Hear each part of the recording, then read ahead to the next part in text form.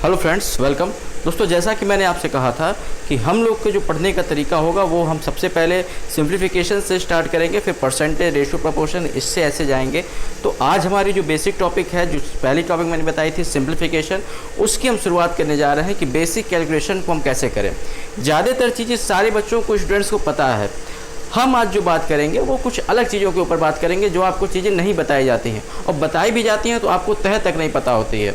जिस मेथड पे आज हम बात करने वाले हैं दोस्तों, ये एक ऐसा रिवॉल्यूशनरी मेथड है जो आपकी जो है ज़िंदगी बदल कर रख देगा। आपको जो है मैथ्स को देखने का तरीका बदल करके रख देगा। दोस्तों, ये जो मेथड है वो वैदिक मैथमेटिक्स का मेथड है और सिंप्लीफिकेशन को करने का मेथड है। आप जानिएगा, सोल्यूशन करने का मेथड नहीं है, आंसर निकालने का ये मेथड है। आप अगर इस मेथड को अगर अच्छे से सीख लेते हैं और इसके ऊपर विश्वास कर लेते हैं, मेन है कि आप इस पर विश्वास करते हैं। अगर विश्वास नहीं करेंगे तो यही मेथड आपको जो है डाउन कर देगा, और अगर आप इस पर विश्वास कर लेते हैं तो ये मेथड आपको इतना अच्छा कॉन्फिडेंस देगा कि आप कहेंगे कि यस, हमने जो है बहुत ही अच्छी चीज़ें हमने सीख ली है। ठीक है, चूँकि ये मेथड जो है वैदिक मैथमेटिक्स का मेथड है, इसीलिए वेदों में कहा गया है कि भाई हमारे धर्म के लिए कहा गया है कि धर्मो रक्षति रक्षता। अगर हम धर्म की रक्षा करते हैं तभी धर्म हमारी रक्षा करेगा। यानी कि अगर हम धर्म के ऊपर विश्वास करते हैं, इन मेथड्स के ऊपर विश्वास करते हैं, तभी जो है ये मेथड्स हमको जो है हमारा अपना विश्वास दे करके और हमको एक मुकाम तक ले जा सकेंगे। ठीक है, तो आज चलते हैं, हम शुरुआत करते हैं किस मेथड की हम बात करने वाले हैं। दोस्तों, आज हम बात करने वाले हैं किसी भी सिंप्लीफिकेशन को करने के लिए एक बड़ा ही अच्छा मेथड होता है।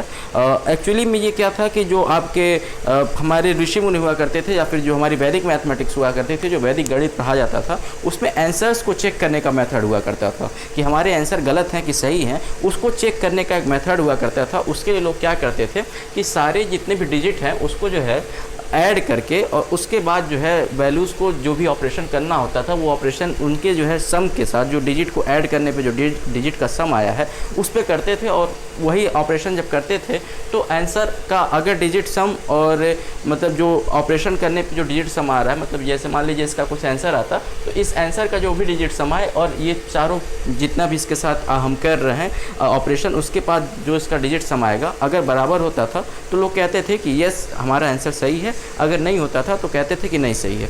दोस्तों, कई सारे लोग इस पर विश्वास नहीं करते हैं, कहते हैं कि नहीं, ये जो है सारे क्वेश्चंस में अप्लाई नहीं होता। मैं आपको कह रहा हूँ कि ये सारे ही क्वेश्चन में अप्लाई होगा, बस आपको देखने का नज़रिया चाहिए। आपको देखने का नज़रिया ऐसे नहीं आ जाएगा। अगर आप इसके ऊपर विश्वास नहीं करेंगे तो आपको वो देखने का नज़रिया कभी नहीं आ सकता। ठीक है, आइए चलिए ज़्यादा टाइम ना वेस्ट करते हुए हम स्टार्ट करते हैं। जैसा कि दोस्तों आज हम बताने जा रहे हैं आपको, मैंने ऑलरेडी बता दिया कि हम जो है डिजिट सम एक मेथड होता है, डिजिट सम से हम सारी चीज़ों को, जितने भी ऑपरेशंस हैं, फ़िलहाल में हम सिर्फ एडिशन और सब्ट्रैक्शन के क्वेश्चन लेकर के आए हैं। इसके बाद जो है हम multiplication, division, even, percentage, time and distance, सब में जिसमें इसका जो है एप्लीकेशन है, सारे पूरे अर्थमेटिक के चैप्टर्स में सब इसका एप्लीकेशन मैं आपको बताऊँगा। ठीक है, तो सबसे पहले थोड़ा सा इंट्रोडक्शन, डिजिट सम होता क्या है। जैसे मान लीजिए सबसे पहला नंबर आपको दे रखा है 8595। इसका डिजिट सम अगर आपको निकालना होगा तो क्या होगा, आप कर देंगे 8 + 5 + 9 और +5। ठीक है, तो +5 + 9 + 5 जब करेंगे तो आप कैसे करेंगे। सबसे पहले ये जान लीजिए कि डिजिट सम में जो 9 की जो वैल्यू होती है वो होती है 0। ठीक है, और सम कैसे करना है, ध्यान दीजिएगा कि सम जो है वंश डिजिट तक करना है। जैसे पहले आप 8, 5, 9 और 5 सबको ऐड कर लिए, उसके बाद कुछ 2 प्लेस, मतलब कहा जा सकता है कि जो डिजिट आएगी वो 2 डिजिट का नंबर होगा। 2 डिजिट का नंबर नहीं, 1 डिजिट का नंबर आपको निकालना है। ठीक है, तब जो है आप वो कहा जाएगा कि वो आपका जो है लास्ट डिजिट सम है। तो आप अगर करें तो आप देख सकते हैं यहाँ पे 5 + 5 10 होगा, और 8 और 9 आपका कह सकते हैं कि 17 होगा। तो 17 + 10 यानी कि 27 होगा, और 27 को फिर से आप 7 + 2 करें तो 9 होगा। लेकिन ऐसे हमको नहीं करना है। डिजिट सम अगर हम सीख रहे हैं तो कैसे करेंगे हम, जैसे ही हम 5 और 5 का पेयर देखें हम जान गए कि 10 होगा, लेकिन 10 बोलेंगे भी नहीं, क्या बोलेंगे, 1 बोलेंगे। 5 और 5 कितना होता है, 10 नहीं होता है, 1 होता है। 1 कैसे होता है कि 10 होगा, 10 को फिर जब ऐड करेंगे तो 1 + 0 कितना हुआ, 1 हुआ। ठीक है, तो हम क्या कहेंगे, 5 और 5 1 हो गया, और 1 और 8, ये देखिए 8 के साथ 1 मिला, 9 हो गया। 9 जब भी हुआ तो 0 उसको मान लेंगे, मैंने ऑलरेडी बता दिया। तो 0, एक 0 है ये, और एक 9 यहाँ पे है, ये तो ऑलरेडी 0 है, यानी कि इसका जो डिजिट सम आएगा 0 आएगा। ठीक है, इतने में आपको कोई दिक्कत नहीं है। चलिए अब हम देखते हैं कि कैसे हम क्वेश्चंस के ऊपर इसको अप्लाई करके कैसे हम आंसर जल्दी से हम निकालेंगे। ठीक है, तो हमारा पहला क्वेश्चन जो दिया हुआ है वो दिया हुआ, मैं यहाँ पर लिख लेता हूँ पहले। ये दिया हुआ है 8595 + 2319 8 = क्वेश्चन मार्क। ठीक है, अब इसको कैसे हम करेंगे, देखिए ये तो हमने ऑलरेडी निकाल लिया कि इसका डिजिट सम 0 होगा, प्लस इसका देखा जाए तो 9 तो कैंसिल हो गया, 0 हो गया, 3 और 2 5 और 1 6 यानी कि ये 6 हो गया। 6 माइनस इसको किया जाए 5 और 5 प्लस 5 कितना हुआ 1 हुआ 1, ठीक है। और 1 और 8 मिल करके 9 यानी कि 0 हो गया, यानी कि बचा क्या 6, ठीक है। तो 6 माइनस 6 यानी कि 0, यानी कि इसका जो भी आंसर आ रहा होगा उसका डिजिट सम क्या होना चाहिए 0 होना चाहिए। डिजिट का सम मतलब ऐसे ही किया जाए तो 0 होना चाहिए। अब ऑप्शन में आप चेक कीजिए, ठीक है। ऑप्शन में 5 + 2, ठीक है, कितना हुआ आप कर सकते हैं 7 ये हुआ, और 6 + 6 कितना होता है 12 होता है। 7 + 7 कितना हुआ 12 + 7 हो गया 19, 19 यानी कि 9 तो 0 हो गया, यानी कि 1 आ रहा है इसका डिजिट सम, 0 के बराबर है नहीं है, तो ये आंसर आपका नहीं हो सकता है, ठीक है। दूसरा देखते हैं, इसमें क्या है 5 + 5 मिल करके 1 हो गया, ठीक है, और ये 4 हो गया आपका, ठीक है। 4 1 और 6 तो आप कह सकते हैं, अब जैसे भी आप करें हम तो देखेंगे तो ऐसे कर देंगे 5 + 4 9 हो गया, 9 कैंसिल हो गया, और 6 5 11 हो गया, यानी कि इसका डिजिट सम 2 आ रहा है, ये नहीं होगा, ठीक है। ऐसे आपको जल्दी जल्दी करना है। अब मैं स्पीड बढ़ाता हूँ, या फिर पहले क्वेश्चन में मैं आपको आराम से बताता हूँ, फिर अगले क्वेश्चन से स्पीड बढ़ाऊँगा, ठीक है। 6 और 3 कितना हो गया 6 और 3 मिल करके 9 हो गया, 0 हो गया, इसका 7 आ रहा है, ये भी आपका आंसर नहीं हो सकता है, ठीक है। आखिरी वाला देखते हैं, ये कितना है 5 + 5 कितना हो गया 1 हो गया, 1 + 2 3 और 3 और 6 9, यस 9 का वैल्यू 0 होता है मैंने बताया, यानी कि आपका आंसर कौन सा है ऑप्शन नंबर डी है, ठीक है। कैलकुलेटर से करके देख लीजिएगा, सेम आंसर आएगा। नेक्स्ट क्वेश्चन पे चलते हैं। नेक्स्ट क्वेश्चन क्या है 3895, ठीक है। तो यहाँ से कैसे करेंगे, देखिए इसमें हमको कैसे करना है, सम कैसे करेंगे, ये इसमें से 3 में से 1 उठा करके 8 को दे दिया, बचा कितना यहाँ पे 2 बचा ना, और इसको जब 8 दे दिया यानी कि ये 9 हो गया, ये 0 बन गया। जितना जल्दी आप 0 बना पाए 0 को हटाइए, एलिमिनेट कीजिए, 1 0 ये बन गया, 1 0 यहाँ पे बन गया, ठीक है। इसको हम 3 को ऐसे देखें 3 + 1 तो 1 और +8 मिल करके कितना हो गया है 1 + 8 मिल करके 9 हो गया, एक 9 ये हो गया, मतलब ये पूरा 0 हो गया, इतना मिल करके, ठीक है। बचा कितना यहाँ पे ये 2 बचा और 5 बचा, 2 और 5 कितना हो गया 7 हो गया, ठीक है। इस टाइप से आपको देखना है, मैं आपको समझा रहा हूँ इसलिए टाइम लग रहा है, आपको बिल्कुल ही टाइम नहीं लगेगा अगर आप प्रैक्टिस कर लेते हैं, ठीक है। 7 हो गया, 639 हो गया, और माइनस आप कह सकते हैं कि यहाँ पे 5 और 1 6 हो गया, ठीक। दूसरा नेक्स्ट में देखते हैं, आपका 1 और 1 ये मतलब 0 है, ठीक। 7 में से 6 गया, आप करके देख लीजिएगा, ठीक है, ये +0 है, ठीक है। 7 में से 6 गया कितना आया, 7 में से 6 गया तो आपका 1 आया, यानी कि जो भी आंसर आएगा उसका डिजिट सम कितना होना चाहिए आपका 1 होना चाहिए। ऑप्शन में चेक कीजिए कितना है 3 3 3, यानी कि देखिए ये 3 है, 2 और 1 3 मिल गया, यानी कि इसका 0 हो गया, ये आंसर नहीं हो सकता है। नेक्स्ट पे देखिए 7 2 9, ठीक है, एक हो ये 7 2 9 आपका कितना हो गया 0 हो गया, 5 3 8, ये भी आपका आंसर नहीं हो सकता, इसका डिजिट सम 8 आ रहा है, नहीं हो सकता है, ठीक है। नेक्स्ट क्वेश्चन पे देखिए, नेक्स्ट क्वेश्चन है 4 3 7, ठीक है। 4 3 7 2 9 और 9 तो कैंसिल हो गया, 0 हो गया, यानी कि एक यहाँ पे बचा 1 है, यानी कि इसका डिजिट सम कितना आ रहा है 1 हो रहा है, यानी कि आपका यही आंसर होगा, आपको नेक्स्ट को चेक ही नहीं करना है, ठीक है। दूसरे क्वेश्चन पे आइए, देखिए सबसे पहले आप ऑप्शन पे एक नज़र देख लीजिए कि भाई ऑप्शन में कहीं ऐसा तो नहीं ना है कि सारे जो है नंबर सेम डिजिट से मिलकर के बने हुए हैं। जैसे कभी कभार आपको ऑप्शन इस टाइप से भी दे देता है कि मान लीजिए 3 4 2 9 है तो उसको बदल देगा 4 ऐसे करके दे देगा, ऐसे दे देगा, ठीक है। तो डिजिट सम इसका तो सेम ही आएगा ना, तो ये करना है कि भाई पहले एक बार सरसरी निगाह से देख लेना, ठीक है। उसमें भी आपको सोल्यूशन नहीं करना है, अगर डिजिट सब सेम आ रहा है उसके भी सोल्यूशन नहीं करना, उसके लिए भी क्या करना है मैं आपको उसके लिए बताऊंगा, अलग से वीडियो बताऊंगा एक्सेप्शनल केस क्या कैसे होगा, ठीक है। पूरा वीडियो सीरीज़ को अगर आप फॉलो करते हैं तो उसके बाद आप इस मेथड के अलावा किसी मेथड को आप लगाएंगे ही नहीं, ये मेरा दावा है आपसे।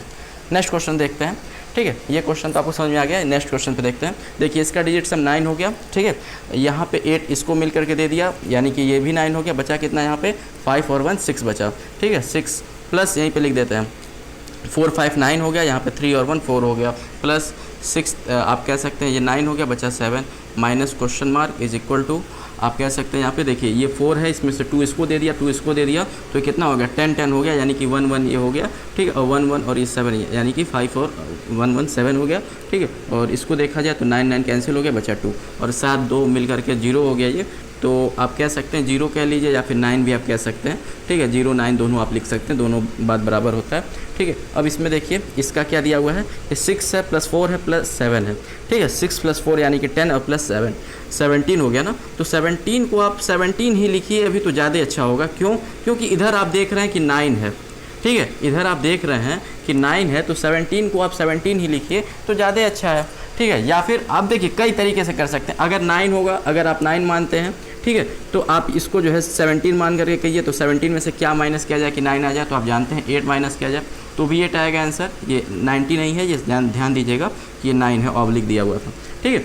तो भी 8 आएगा। या तो अगर आप इसको 8 मान लेते हैं, 8 मान लेते हैं अगर, तो इसको आप 0 मान लीजिए कि 8 में से क्या माइनस करें कि 0 आ जाए, तो भी 8 आएगा।